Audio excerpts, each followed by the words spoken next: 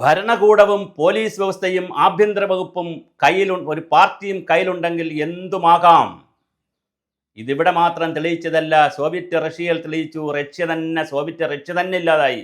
മിഖേൽ ഗർബച്ചേവിൻ്റെ glass നോസ്റ്റും പെരിസ്ട്രോയിക്കും വന്നപ്പോൾ ആളുകൾ ആനന്ദ നൃത്തമാടി, ഇല്ലാതായി. ഉത്തര കൊറിയയിൽ കിം ജോങ് ഉന്നിൻ്റെ ഭാഗമായും ഒരുപാട് കാര്യങ്ങൾ നമ്മൾ കാണുന്നു. അടിയന്തരാവസ്ഥ കാലത്ത് ഇന്ദിരാഗാന്ധിയും ഇത്തരം പ്രയോഗങ്ങളൊക്കെ നടത്തി ഇന്ത്യയിൽ പരാജയപ്പെട്ടതാണ്. സുഭാഷിതം ചാനലിലേക്ക് എല്ലാവർക്കും സ്വാഗതം. ഈ ചാനൽ കാണുകയും സബ്സ്ക്രൈബ് ചെയ്യുകയും ലൈക്ക് ചെയ്യുകയും കമൻറ്റ് ചെയ്യുകയും ഷെയർ ചെയ്യുകയും ചെയ്യുക. ചെറിയ ചെറിയ സംഭാവനകൾ അയച്ചു തരിക. ഗൂഗിൾ പേ നമ്പർ വച്ചിട്ടുണ്ട്. അതുപോലെ തന്നെ നിങ്ങളുടെ പരസ്യങ്ങളും നിർദ്ദേശങ്ങളും എല്ലാം വാട്സപ്പ് നമ്പറിൽ അയയ്ക്കുക. ഞാൻ ഇന്നിങ്ങനെ പറയുന്നതിൻ്റെ ഒരു പ്രധാന കാരണം, കഴിഞ്ഞ വർഷമാണ് നമ്മുടെ പത്തനംതിട്ടയിലുള്ളൊരു നവീൻ ബാബു ADM കണ്ണൂരിലൊരു യാത്രയയപ്പിൽ കരഞ്ഞുകൊണ്ടിറങ്ങിപ്പോയി ആത്മഹത്യ ചെയ്തത്.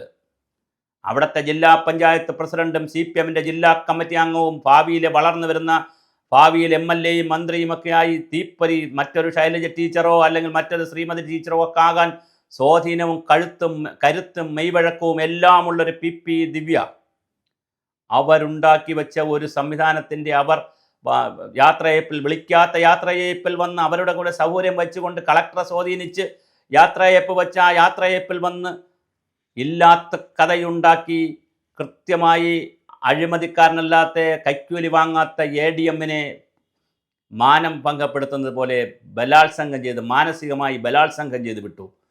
ശാരീരികമായി മാത്രമല്ലല്ലോ നമ്മൾക്ക് ബലാത്സംഗങ്ങളുള്ളത്, മാനസിക ബലാത്സംഗം, മാനസിക പീഡനം എന്നൊരു വകുപ്പുണ്ട്. അദ്ദേഹം അന്ന് വൈകുന്നേരം ആത്മഹത്യ ചെയ്തു. ആ കേസ് അന്വേഷണം വെള്ളത്തിൽ ഇട്ട ഐസ് കട്ട പോലെ പൊങ്ങിക്കിടക്കുകയാണ്, അത് താഴുന്നില്ല. എന്താണ് സംഭവിക്കുന്നത്?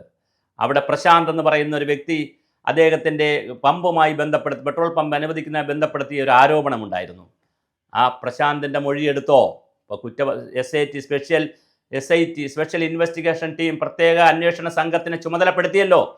അന്ന് വലിയ ജനരോക്ഷവും ഈ സംഭവം നടന്നപ്പോഴുണ്ടായ വലിയ ജനരോക്ഷവും മാധ്യമ വിചാരണയും മാധ്യമങ്ങളുടെ പ്രഷറും സമ്മർദ്ദവും സമൂഹത്തിലുണ്ടായ സമ്മർദ്ദവും എല്ലാം കൊണ്ട് CPMൻ്റെ പത്തനംതിട്ട ജില്ലാ കമ്മിറ്റിയുടെയും ജില്ലാ സെക്രട്ടറിയുടെയും ജില്ലയിലെ ഭാരവാഹികളുടെയും അതിശക്തമായ സമ്മർദ്ദം കൊണ്ടും കണ്ണൂർ ജില്ലയിൽ പാർട്ടിക്ക് പിടിച്ചു നിൽക്കാൻ വേണ്ടിയും ഒരു അന്വേഷണം വെച്ചു. അപ്പോഴെല്ലാവരും വിചാരിച്ചു കൃത്യമായ അന്വേഷണം വരുമെന്ന്. പക്ഷേ ഹൈക്കോടതിയിൽ ഈ നവീൻ ബാബുവിൻ്റെ ഭാര്യ പോയപ്പോൾ പറഞ്ഞു, സുദീർഘമായ അന്വേഷണം നടക്കുന്നത് കൊണ്ട് കേസെടുക്കില്ല, അതിലെന്തെങ്കിലും പ്രശ്നമുണ്ടെങ്കിൽ നമുക്ക് കേസെടുപ്പിക്കാം, CBIക്ക് വിടാമെന്ന് പറഞ്ഞു. ഇപ്പോഴിതാ വീണ്ടും ആ വനിത, ആ സ്ത്രീ, അവർ തഹസിൽദാരാണെന്ന് ഞാൻ മനസ്സിലാക്കുന്നു, ഡെപ്യൂട്ടി തഹസിൽദാരോ മറ്റാണ് അവർ കോടതിയിൽ പോയിരിക്കുകയാണ് വീണ്ടും. എന്തുകൊണ്ട് പ്രശാന്തിൻ്റെ മൊഴിയെടുത്തില്ല? എന്തുകൊണ്ട്? ഓരോ കാര്യങ്ങൾ ആലോചിക്കുമ്പോൾ വളരെ രസകരമാണ് കാര്യങ്ങൾ. തീർച്ചയായിട്ടും നവീൻ ബാബുവിൻ്റെ മരണവുമായി ബന്ധപ്പെടുത്തി എടുക്കേണ്ട മൊഴികൾ എടുക്കാതിരിക്കുക, പ്രശാന്തിനെ ചർച്ച ചെയ്യാതിരിക്കുക, പ്രശാന്തിനെ വിളിച്ച് സാക്ഷിമൊഴികളെ വിളിച്ച് കാണാതിരിക്കുക.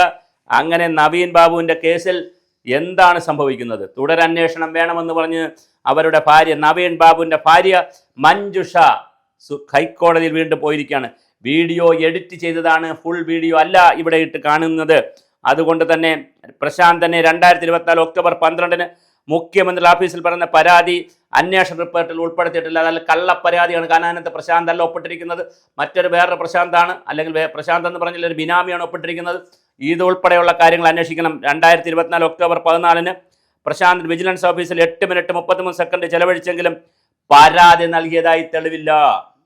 എന്തൊരു വെള്ളരിക്ക പട്ടണത്തിലാണ് നാം താമസിക്കുന്നത് എന്നുള്ളതാണ് സങ്കടം.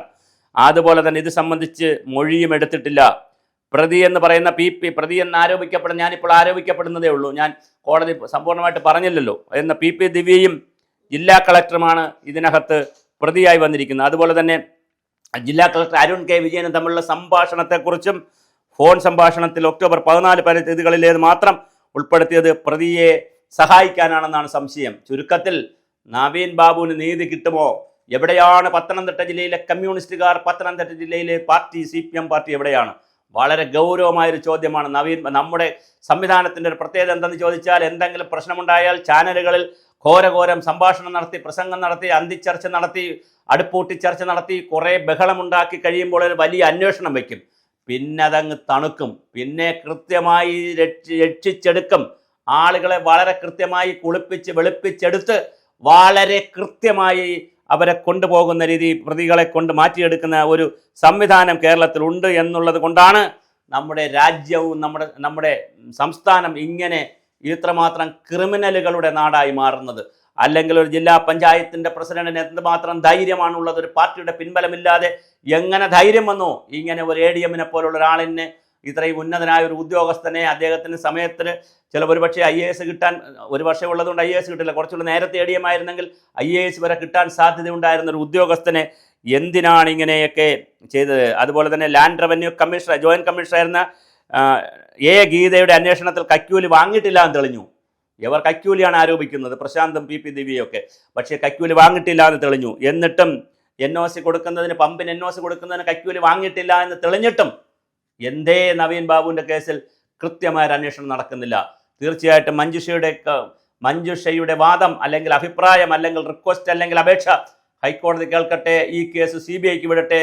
കൃത്യമായി CBIക്ക് വിട്ടുകൊണ്ടല്ലാതെ ഈ കേസിൽ പരിഹാരമുണ്ടാവില്ല എന്ന് ഞാൻ എൻ്റെ 2 ചാനലിലും, ഗ്രീൻ ഗ്ലോബലിലും സുഭാഷിതത്തിലും, ഗ്രീൻ ഗ്ലോബലിലാണ് ആദ്യമുണ്ടായിരുന്ന ചാനൽ, അതിൽ വളരെ കൃത്യമായി പറഞ്ഞു. ആദ്യമായി കേരളത്തിൽ നവീൻ ബാബുവിൻ്റെ കേസ് അട്ടിമറിക്കപ്പെടുമെന്ന് ഒരു ഓൺലൈൻ ചാനലിലെങ്കിലും പറഞ്ഞത് ഞാനാണ്. അതിതാ അക്ഷരാർത്ഥത്തിൽ സമ്പൂർണമായും നടന്നിരിക്കുന്നു. ആ കേസ് അട്ടിമറിക്കപ്പെടും. ഇത് CBIക്ക് വിട്ടേ കഴിയൂ.